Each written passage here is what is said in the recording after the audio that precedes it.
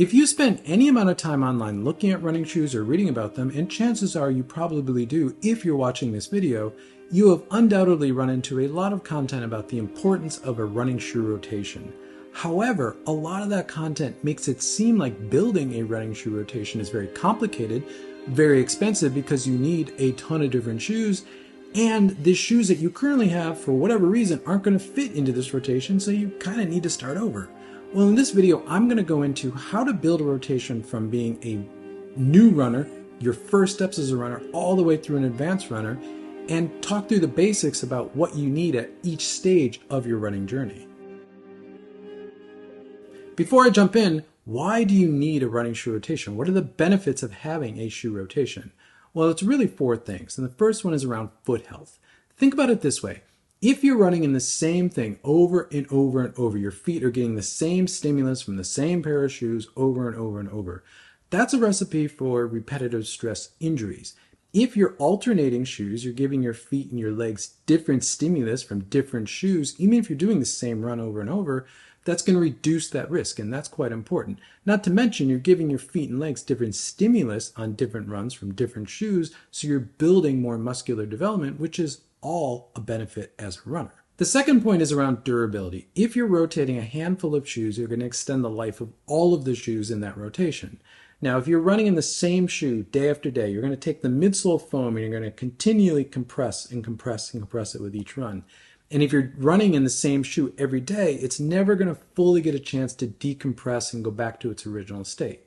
So if you're rotating shoes, it's just going to allow the foam to decompress and go back to its original state, so the shoe will feel fresher every time you run in it. Additionally, it allows moisture to get out of shoes. So if you can get moisture out of your shoes, that's going to extend the life of your shoes considerably. So if you're alternating shoes and you're letting your shoes fully dry out before you go and run in them the next time, that's going to help extend the life significantly. The third point is really shoes are tools. Having the right tool for the right job or the right type of run is really important. Now that gets more important the more advanced of a runner you get. When you're just starting out, it doesn't really matter. But as you continue down the path of your running journey, you will be looking for shoes to really maximize specific runs or specific workouts or maybe racing eventually. And lastly, it's to learn your preferences. Trying different shoes over your running journey will help you find what brands or what style shoes work best for you. And part of running is finding the ultimate shoe that's going to work for you. And there's usually a couple that will really work for you well. And it takes a lot of trial and error, but that's part of being a runner, is finding what you love and what you love to run in. Let's start with getting started. Say you've never run before, but it seems like something you want to try, and it seems like something that you feel like you may be into. Well, at this stage, I'm going to say you don't need to worry about a running shoe rotation. And frankly, you don't even need to worry about running shoes, period. Go out in your Dunks or your Vans or your Stan Smiths or your Crocs or really any athletic shoe that you have that's comfortable and just go for a run. Just go around the block, maybe once, maybe twice. You're probably only going to run maybe, 10 minutes. It's going to be run walk and you're not going to cover much ground, but you're going to see if you really enjoy it. And if you can string together 4 or 5 runs over maybe 2 weeks, then I would say you're ready to go to the next stage, and that's to really look at buying your first pair of real running shoes. Congratulations, you strung together a few runs over a couple weeks and you're ready to really dive in. You're ready to buy your first pair of running shoes. Well, at this stage, I'm also going to say you shouldn't be concerned about a running shoe rotation. You just don't need it. You only really need to buy one pair of shoes at this point, and that's called a trainer or a daily trainer. This is your do anything, go anywhere shoe. This is a shoe that's going to work for any type of run on any type of surface. A couple good examples of this type of shoe would be the Nike Pegasus, the Adidas Supernova Rise, the Adidas Adizero SL, or the Puma Velocity Nitro series. Now, all the shoes I just showed you are current generations or they're just coming out, but you don't need to buy the current generation. You can usually find the last generation of any one of these models on sale for a really good price, and they're going to be just as good for you just starting out as getting the latest and greatest. So the important thing to know here is to buy a actual running shoe. Don't buy a shoe that's an athletic shoe. Don't buy a cross-training shoe. Don't buy a budget model that's really a casual shoe from one of the brands. Buy an actual running trainer. If you don't know what that is, go online, find a channel like this that you're watching now, go to a running store, but get a good daily trainer. That's going to be the foundation for everything you do as a runner moving forward. So you've taken that one trainer and now you've gotten yourself over about 20 miles or 32K a week. You're running 4 or 5 days a week, maybe not super long runs, but you're running consistently. And now is the time to start thinking about building a running shoe rotation. This is where you're going to add your next shoe. Now, what I often do, and I think this is very valid, is that trainer that you've been running in, if you like that trainer and it feels really good, buy another pair of that trainer, buy a second pair. And this is something I do all the time, is that I'll rotate a fresh pair of a shoe with a same model that has a lot of kilometers or miles on it. So one feels really fresh, one feels very soft and broken in, and you really kind of have everything that you need between those two shoes.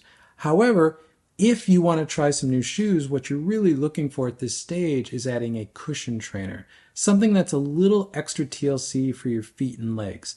Shoes in this category would be something like the Nike Invincible, the Hoka Clifton, the Saucony Triumph, or the Asics Nova Blast. This is a shoe that's going to have a little bit more foam in it, a little bit more cushion. It's probably going to have a little bit more rocker in it. It's going to help you roll forward. And I think this is probably the next shoe that you're going to need when you're building a rotation. And honestly, if you're running, again, around 20 miles, 32K a week, rotating between these two shoes is really all you're going to need for quite some time. The next step on your running shoe rotation journey would be getting a little bit more serious. Maybe you've been running for a few months, maybe a year on those two trainers. Maybe you added a cushion trainer, you've been rotating between two trainers, and it's been all you needed. But now you're looking at moving from just running to starting to train and maybe eventually racing. Well, the type of shoe that you're going to want to add now to your rotation would be what I call a fast shoe. Sometimes these are called tempo trainers, super trainers. They have a bunch of different names, but these are generally shoes that are faster. They're a little bit more optimized around speed than a daily trainer, and they're going to help you get the best out of the workouts and out of the training that you're going to start doing. Shoes that fit into this category would be the Puma DV8 Nitro line, the Saucony Endorphin Speed series, the Hoka Mach series, and the Adidas Boston series.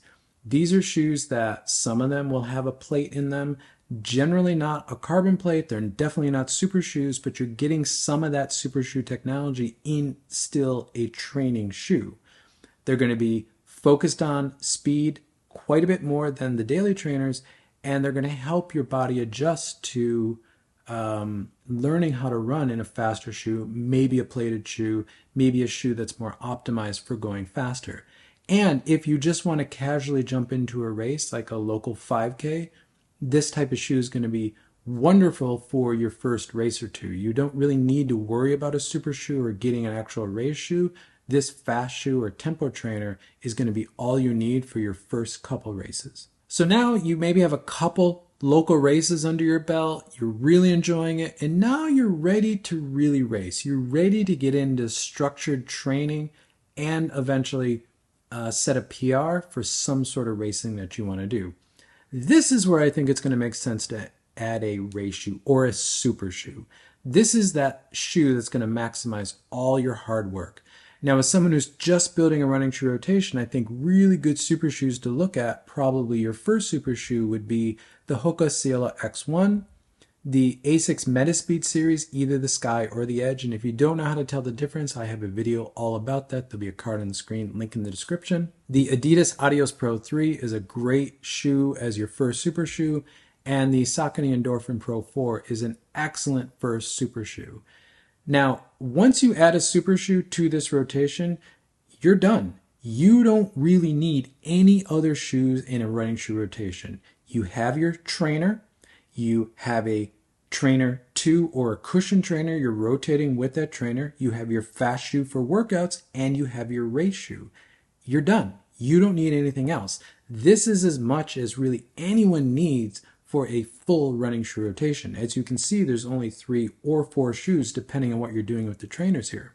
But even though you have a full running shoe rotation, you're probably going to get bitten by the running shoe bug, and you're going to be very curious about some of these other shoes that are on the market. Well, this is the stage of a running shoe rotation that I'm calling min-maxing. This is really getting the right shoe for the right type of run, whether it's a race, a workout, or anything else. This is sort of a nice to have on top of a basic rotation, which is really that 3 or 4 shoe rotation. But what you're going to start looking at here are things in that fast category. First one you're probably going to want to look at is something for intervals and speed work. You know, those short things, 200s, 400s, whether that's road or track, all that speed work. Now, these are going to be shoes like the Adidas Adios series, the Adidas Takumi Sen series, or the Hoka Cielo Road series. These are all much closer to the racing flats of old. They're lower to the ground, and they're going to be great shoes for you to really do all of that speed work in addition to the other fast shoe that you have in your rotation already. The last category I think you're going to want to start looking at, especially if you're considering racing half or full marathons, would be a long run shoe. Now, there's 2 approaches to a long run shoe. The approach that I've always used is I take an older super shoe, one that I know I'm not going to race in anymore, but still has plenty of training miles, and that becomes my long run shoe. I often don't use the fast trainer, the tempo trainer. I prefer to use a super shoe for that type of work, for that longer, faster stuff, because I like running in super shoes, but I also think it's really important to train in the types of shoes that you're going to race in. But there are shoes designed specifically for this long run category, and those shoes would be things like the Adidas Prime X series, the Hoka Skyward, and the Asics Superblast, which is probably the best long run shoe out there, especially if you're training for a full marathon.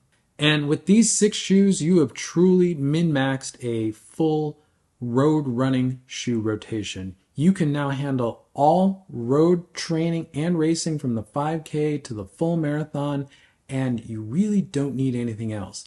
Now, you can add things like track spikes and trail shoes and a few other niche models in here, but you really don't need them. And anything else you're going to add at this point is going to be replacing something in here that has been previously worn out. Now, the shoes that I'm referencing for each one of these categories in this video and what I'm showing here on this final sort of min-max rotation are really just reference points. I think this is a great rotation that if you had these 6 shoes, you're covered for everything you can possibly do.